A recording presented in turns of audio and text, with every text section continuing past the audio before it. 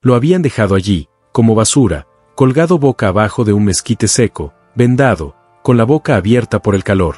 El sol le quemaba la piel, y lo único que lo mantenía despierto era el olor a pólvora seca en los dedos, el recuerdo de haber golpeado a un sargento. Eso era lo que recordaba, entonces, la risa de los soldados. Y luego la oscuridad total, y ahora todo el desierto esperando que muriera en silencio. Pero hay que remontarse un poco. Su nombre era Jesús Herrera López, nacido en el rancho Los Candelillos, al norte de Durango. Era el menor de 6 hermanos, literalmente nunca midió más de 1,60 m. Su madre decía que Dios lo hizo así para demostrar que no hay que ser alto para llevar la cruz. Su padre susurraba que era un castigo, pero quien más le pesaba era su hermano mayor, Marcos Herrera, un soldado corpulento que siempre hablaba de vergüenza, disciplina y la vergüenza del apellido cuando mencionaba a Jesús. Aún así, Jesús creció soñando con vestir el uniforme, no con convertirse en general ni en héroe. Solo quería ser visto como uno más. Consideraba el uniforme una armadura sagrada. Y a los 18 años, tomó las viejas botas de su padre, se untó el pelo con cal y se presentó en el destacamento militar de Santa Teresa con un papelito que decía saber leer. «¿Nombre completo?», preguntó el sargento, bajando la mirada y arqueando una ceja. «Jesús Herrera López». «Y ese tamaño es temporal, o al menos eso es lo que te pasa por defecto». Las risas resonaron como relámpagos, pero él se mantuvo firme. Lo contrataron como ayudante de cocina. Pero Jesús quería aprender a pelear y era hábil con sus pequeñas manos. Desarmaba revólveres, afilaba cuchillos, ajustaba gatillos y tenía dedos delgados y ágiles. Al verlo, un comandante se burló a gritos del delante de la tropa. «Tenemos un armero de plástico. Quizás los niños también quieran jugar a la guerra». La humillación se volvió algo común hasta que un día un sargento, ebrio de mezcal, quiso que Jesús le echara vino en el odre. Jesús se negó, lo empujaron, él se defendió, un puñetazo violento le abrió la boca. Esa noche, 4 soldados se lo llevaron en silencio. «Órdenes superiores», dijeron. Le vendaron los ojos, lo ataron y lo metieron en la parte trasera de una carreta. Se lo llevaron lejos. Lo abatieron a tiros. Le quitaron la venda solo para que viera que estaba solo. «A ver si sobrevives, generalito», le dijeron, escupiéndole en la cara. Pasó 3 días allí, 3 días bajo el sol, con las manos cortadas por la cuerda, la boca agrietada y los sonidos del desierto escociéndole el alma, coyotes, lobos silbando y ese viento caliente que huele a muerte. Fue al final del 3er día que oyó cascos. Al principio, pensó que era fiebre, pero no. El ritmo era real. Un caballo se detuvo cerca. Voces, pasos. Alguien le quitó el paño de la cara. La luz del mundo lo golpeó como una bofetada. Tosió. Apenas podía tragar. Seguía vivo, pero apenas. Intentó hablar, pero solo le salía el aire. El hombre que cortó la cuerda tenía un bigote espeso, un sombrero de ala ancha y bandoleras cruzadas sobre el pecho. Sus ojos eran como cuchillos. Otro se inclinó. «General, este está más del otro lado que de este lado». El primero se acercó y le entregó una botellita. Cuando Jesús bebió, el agua le dolió como un cuchillo. «Te dejaron aquí», asintió. Volvió a toser. Logró susurrar. «El ejército, mío. ¿Cómo te llamas?» «Jesús». «¿Y qué hace un Jesús atado a un mezquite?» «Silencio. Quise ser soldado. Me humillaron. Y cuando me defendí, el hombre escupió al suelo, se levantó y miró al horizonte. Te escupieron por lo que eres. No nos sirve de nada. Vamos». Jesús dudó. «¿Quién eres?» «Los que no pedimos permiso para cambiar lo que está mal. ¿Quieres ser uno de nosotros?» Bajó la cabeza. «¿Por qué me aceptarías si hasta el ejército me rechazó?» La voz que respondió fue firme, sin asco, sin piedad, porque aquí no se miden las sombras, se miden los corajes. Silencio. Jesús tragó saliva. Tenía los labios agrietados, pero algo en su interior se mantenía en pie. «Si me dejan intentarlo, no me rendiré. Así que, súbete a bordo. Hay una guerra que ganar». Y así fue como Jesús Herrera López dejó de ser la sombra de nadie. A caballo, con los dedos rotos y el corazón ardiendo, partió con los hombres de Pancho Villa. Aún no lo sabían, pero Sombrita se convertiría en la pesadilla de muchos, porque lo que el ejército desechaba como trapos, la revolución lo forjaba en un puñal. Nadie volvió a preguntarle su nombre. Desde la primera vez que un besugo lo vio desmontar un Winchester con un cuchillo oxidado, lo llamaron Sombrita. No era un insulto, era un susurro respetuoso, al principio medio burlón, pero luego se convirtió en una palabra cargada de significado. Al principio lo metieron en la cocina, no por desconfianza, sino por necesidad. Pero no perdió el tiempo. Aprendió rápidamente el idioma del campamento, como hablaban los hombres cuando tenían miedo, el sonido de los caballos cuando presentían una emboscada, como se movía Pancho Villa cuando algo andaba mal. En cuestión de días, ya hacía preguntas sobre armas, no las grandes, no. Quería entender las trampas, los mecanismos, los detalles, y nadie podía igualarlo. Con 2 clavos, una cuerda y un reloj viejo, podía fabricar un dispositivo que podía volar una puerta sin romper una ventana. Esto empezó a hacerlo útil, indispensable. Villa lo notó la noche que capturaron a un traidor. Nadie conseguía hacerle hablar. Le gritaban, lo amenazaban, nada. Hasta que se oyó una voz estridente a sus espaldas. «Dame 5 minutos». Pero no había testigos. Todos rieron. Villa arqueó una ceja, pero le dio permiso. Nadie sabe que le había contado Sombracita. Pero 5 minutos después, el preso soltó la sopa, nombres, mapas, horarios. Esa noche, Pancho Villa se le acercó por primera vez.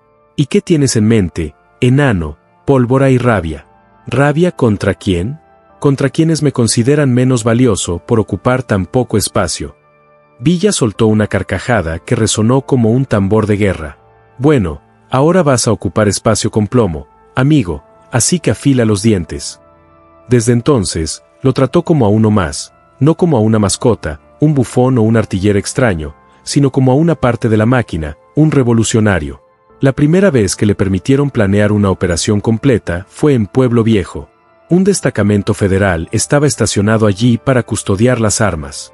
No eran muchos, pero tenían ametralladoras. Nadie quería atacar de frente. Pocho Sombra pidió 3 días. Recogió aceite de burro, pólvora reciclada, vidrio, clavos doblados y pedazos de un gramófono viejo. El plan era ridículo en teoría: distraerlos con fuego falso, obligarlos a retroceder por el callejón y luego detonar una trampa de malla metálica con un retardo mecánico. Un dorado murmuró: «Ese enano se va a volar por los aires». Pero el plan funcionó. Los federales salieron corriendo de la choza en llamas, directos a la trampa. La explosión no los mató a todos, pero los dejó sordos, ciegos y confundidos. Pocho Sombra y otros 2 hombres entraron y remataron el trabajo a cuchillo. Para cuando Villa llegó, el pueblo ya estaba libre. Los civiles estaban de rodillas, agradeciendo a un hombre que apenas les llegaba a la cintura. Un soldado se acercó a Villa y dijo: «Mi general hizo esto». «¿Quién?» «Sombrita». Villa entró en la choza donde estaba clasificando el botín. «¿Qué hacías aquí?» «Una explosión pequeña, pero precisa». «¿Mataste por fuego o por miedo?» «Con todo respeto, general, maté por hambre». Villa miró fijamente al chico. Tenía las manos ennegrecidas, los ojos enrojecidos por el humo y el alma en llamas. «Te diré algo. No quiero que seas un simple soldado. Quiero que seas mi igual. No todos son de tu tamaño, pero aún menos tienen tus cojones».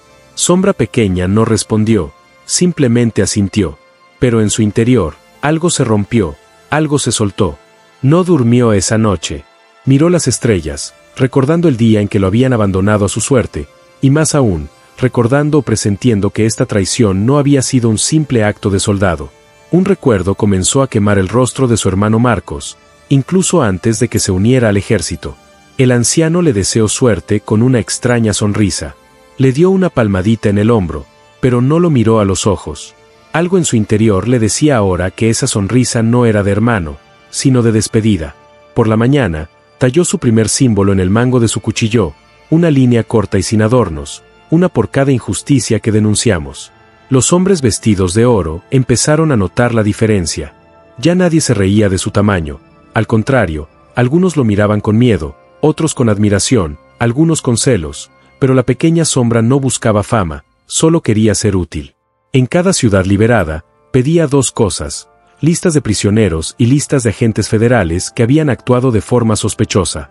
Quería encontrar los rostros de quienes lo habían abandonado en el desierto, y en el fondo, quería encontrar el de su hermano. Pero aún desconocía la verdad. Aún desconocía que la sangre que lo había abandonado era la de su familia. Pasaron los meses, y con cada ciudad liberada, con cada agente federal enterrado en tierra extranjera, la sombra de Jesús se alargaba. Aunque el sol lo impidiera, su nombre ya no era un chiste. Decían que esa pequeña sombra penetraba los callejones como un veneno, silencioso y mortal, que en cuanto veía a alguien, esa persona ya estaba muerta, solo que él aún no lo sabía. Pero en su interior, su sed no era de gloria, era algo más. Un ardor antiguo y corrompido que ni las balas ni la pólvora podían apagar. Una tarde, en las afueras de Zacatecas, durante una emboscada fallida, capturaron a un teniente federal herido. No tenía más de 30 años, pero sus manos ya estaban manchadas con cosas que ni el desierto podía perdonar. Los dorados querían dispararle, pero la pequeña sombra pidió hablar con el primero, a solas. ¿Estuviste en Santa Teresa?, preguntó con voz firme, aún sin levantar el cuchillo. El hombre fingió no oír. Tenía la boca seca y el hombro derecho abierto por la metralla. Te pregunté algo, cabrón. ¿Formaste parte del destacamento que me abandonó en el desierto? El silencio duró 2 segundos. Sí, respondió finalmente, casi como un escupitajo. Eras el payaso, el de los puños de flores. Una sombra, no pestañeó. Ni una palabra más. Sacó de su bolso una cajita forrada de cuero. Dentro había una carta vieja, con la tinta corrida por el tiempo. Una carta que nunca había leído, pero que reconocía. La había visto una vez en manos de su hermano y se la entregó al teniente. ¿Reconoces esta firma? El hombre la leyó. Se rió, con la boca entreabierta. Claro, él pagó tu jubilación.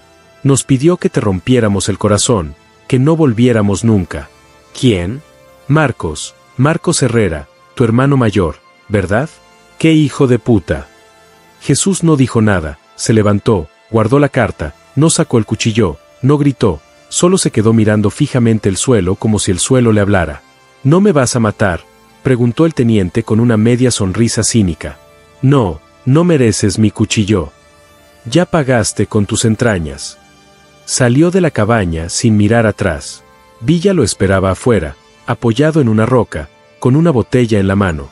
Bueno, el traidor no está muerto, y tampoco está del lado enemigo.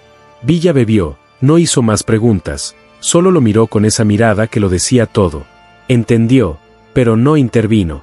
Cada uno libraba su propia guerra, y esta no se libraba con un fusil. Esa noche no durmió. Sentado frente al fuego, grabó una última línea en su cuchillo, pero esta vez, no era por una injusticia vengada, sino por una que aún sangraba. Al día siguiente, le pidió a Villa que lo dejara ir a San Vicente, un pueblo cerca del rancho de su infancia. Dijo que era un asunto personal. Villa no pidió nada, simplemente le dio un caballo. Haz lo que tengas que hacer, pero no regreses, regresa con determinación. Jesús cabalgó durante 2 días.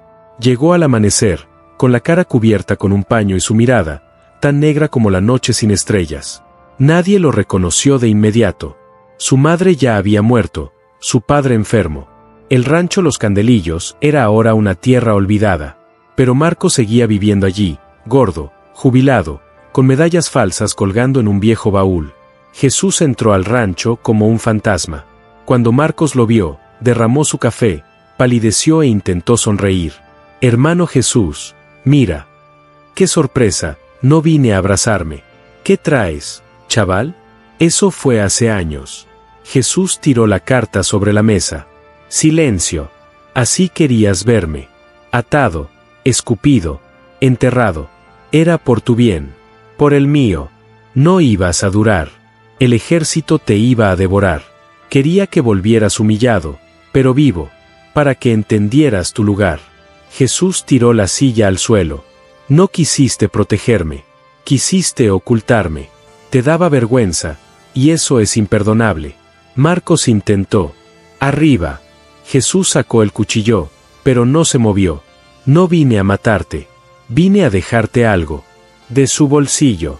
Sacó una bala, solo una, y la puso sobre la mesa junto a la carta. Si un día oyes caer esa sombrita, recuerda esto. La carta es tuya, pero la bala tampoco. Se fue sin mirar atrás y nunca regresó al rancho. Volvió al norte, pero no era el mismo. Era un pequeño fuego, pero uno que nunca se apagaba. Regresó diferente. Ya no era el mismo niño que bajaba la mirada cuando lo insultaban, ni el armero silencioso que dormía junto a la chimenea. Desde el romance de su hermano, algo en la sombrita había perdido el control. Lo vieron caminar más lento, pero más afilado, como un cuchillo viejo.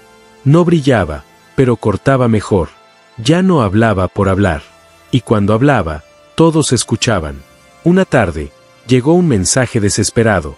Un pueblo al sur de Camargo, llamado La Purísima, había sido tomado por agentes federales. Estaban usando el pueblo como depósito de armas y escudo humano. Villa dudó, no había suficientes hombres para un asalto frontal y el riesgo de herir a los civiles era alto. Solo una sombra se acercaba. ¿Debería ir solo?, preguntó Villa, mirándolo como si hablara con un muerto. Solo que me niego a llevar mi ira y algunas cosas que he guardado para esto. Nadie más quería acompañarlo. No por falta de respeto, sino porque lo consideraban un loco en una misión sagrada. Antes de irse, sacó de su mochila una pequeña tabla de madera con clavos, cuerdas y un trozo de gramófono. Lo besó. Era una trampa que él mismo había diseñado, una belleza mecánica y mortal. La había llamado la voz de la muerte. Partió de noche con 3 mulas cargadas con artefactos explosivos caseros, una cantimplora, un viejo zarape y su cuchillo grabado. Nadie sabía exactamente qué había sucedido esa mañana. Lo que se sabía era que a las 3:30 de la mañana, una serie de explosiones destrozaron el silencio de la Inmaculada Concepción. Primero la torre, luego la armería, luego los patios. Cada detonación estaba perfectamente sincronizada. Los federalistas salieron gritando, disparando al aire, creyéndose rodeados. Algunos se mataron entre sí en la confusión, y en medio de todo, alguien los esperaba detrás de una carreta volcada. Un hombre pequeño con la cara cubierta con un pañuelo, sosteniendo una escopeta recortada en una mano y una mecha encendida en la otra. «¿Quién eres, cabrón?», le gritó un teniente antes de desplomarse. «Soy a quien no ves hasta que te golpea el trueno». Un disparo, otro grito, luego fuego. Cuando Villa llegó al amanecer con sus hombres, encontró la ciudad desierta. Pero entre los escombros, vieron un cuerpo. No estaba muerto, pero casi. Era solo una sombra. Tenía la mitad de la cara quemada. Tenía la pierna izquierda rota y el brazo derecho muerto. Reaccionó. Lo subieron a un caballo como pudieron. Villa cabalgó en silencio a su lado mientras los médicos improvisados intentaban mantenerlo con vida. «¿Qué demonios hiciste?», preguntó una noche mientras lo limpiaban. «Una revolución, pero con juguetes. Dejaste tu cuerpo allí». «No me importa el cuerpo, mi nombre está completo». Tras semanas, logró sobrevivir, pero ya no era el mismo. Llevaba una prótesis de pierna hecha de mezquite. Su rostro estaba cubierto con una tela oscura, dejando ver solo un ojo. Su voz se volvió más áspera, su presencia más pesada. Los federales comenzaron a llamarlo el Pequeño. Decían que caminaba con una pierna de palo, que sus ojos brillaban en la oscuridad y que su cuchillo no necesitaba filo para matar. No los negó. Empezó a dejar mensajes en las paredes de los barracones ocupados. «Esta sombra no necesita luz para oscurecerte». A veces dibujaba solo una silueta, un hombre pequeño que sostenía un rifle más alto que él, con fuego saltando de sus botas. Era su firma. Los niños de los pueblos lo recibieron como a un héroe. Las mujeres le ofrecieron comida. Los hombres lo miraron con respeto y un poco de miedo. Pero Sombra Pequeña no buscaba un altar, solo justicia.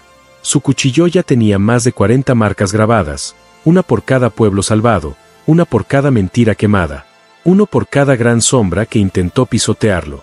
Y, sin embargo, aún no se sentía completo. Sabía que le faltaba una cosa, una última acción, no por sí mismo, sino por quienes lo seguirían, una acción que no dejaría sombra, sino un camino. Era mediodía cuando llegaron los rumores. Un destacamento federal había tomado como rehenes a un grupo de niños y mujeres en la hacienda El Bordo, al sur de Mapimí.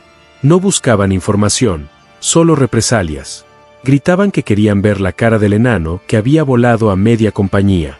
Pancho Villa no lo dudó. Envió una avanzadilla, pero Sombrita ya estaba en camino. No pidió permiso, solo dejó una nota. «Esta es la última. No quiero que nadie me detenga. Llegó antes que todos, con su pata de palo crujiente, su cara enmascarada y el viejo rifle que él mismo había reparado con piezas robadas. Sabía que no saldría ileso, pero no importaba. Esa tarde, la hacienda estaba rodeada. 12 agentes federales, armados y nerviosos, usaban a los rehenes como escudos humanos. Quizás una sombra esperaba el momento oportuno, con el sol tras ella. Su diminuta sombra se alargó hacia el corral. Dejó caer una botella de aceite, encendió la mecha y el mundo volvió a crepitar. El fuego rodeó la cabaña como un anillo. Los agentes federales corrieron, disparando al aire. Quizás una sombra se arrastraba tras ella, con sus trampas ya preparadas. Cada paso de sus enemigos era una detonación precisa. Humo, gritos, sangre. Uno de ellos lo vio entre las llamas. Ahí está el enano, dispárale. Pero ya era demasiado tarde.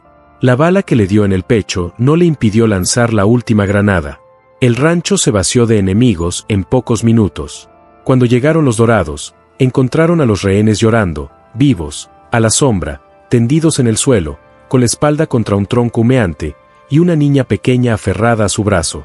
¿Están bien?, le preguntó con voz temblorosa. Ya casi llego, susurró. Villa galopó hacia él y se arrodilló a su lado. Te dije que no vinieras solo, cabrón. Mi sombra está en todas partes. Ambos rieron un momento. Entonces la pequeña sombra miró hacia el cielo apacible, sacó el cuchillo marcado de su cinturón y se lo entregó a Villa. Esto ya no es mío, ahora es tuyo. ¿Y qué vas a hacer? Descansar. Pero no olvides que quienes pesan poco dejan marcas más profundas. Y cerró los ojos. No hubo funeral militar, solo silencio. Un grupo de niños pintó su silueta en las paredes de varios pueblos. El hombrecillo del gran sombrero señaló al cielo. Y en cada camino donde se mencionaba su nombre, alguien respondía, no fue una sombra, fue un relámpago. No todos los héroes llegan a caballo. Algunos llegan a pie, cojeando, pero con el alma intacta. Pequeña sombra. Nunca buscó medallas ni altares, solo justicia. Y la encontró en sangre, en fuego, y con una dignidad que ni el sol podía derretir. En los pueblos del norte, donde el polvo lo cubre todo, aún hay quienes cuentan sus historias al anochecer. Dicen que si ves una pequeña sombra cruzando la llanura, no corras. Arrodíllate, porque hay hombres que se han ido, pero no se han extinguido. Y lo que está por venir no está en los libros, sino en las bocas de nuestro pueblo. Quizás tu abuelo o el abuelo de tu abuelo lo oyó una noche de fuego, y ahora te toca a ti. Haz clic ahora y entra en la historia que todos recuerdan, pero pocos se atreven a contarlo.